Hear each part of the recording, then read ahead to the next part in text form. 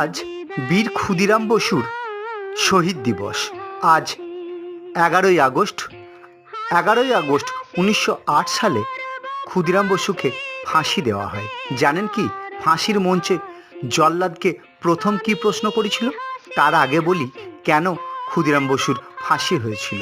ক্ষুদিরাম বসুর ফাঁসি হয়েছিল তিনি অত্যাচারী কিংসফোর্ডকে হত্যা করার জায়গায় তিনি কেনেডিকে বোমা মেরে হত্যা করে ফেলেছিলেন।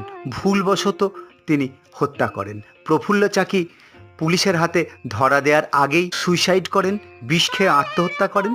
আর ক্ষুদিরাম বসুর সাজা হয় ফাঁসির। ফাঁসির মঞ্চে উঠেই ক্ষুদিরাম একচোট খুব করে হেসে নিলেন। তারপরে জল্লাদকে প্রশ্ন করলেন, আচ্ছা ফাঁসির দড়িতে মোম কেন মাখানো হয়? ভারতের ইতিহাসে কনিষ্ঠতম শহীদ, আজকে তার শহীদ দিবসে শত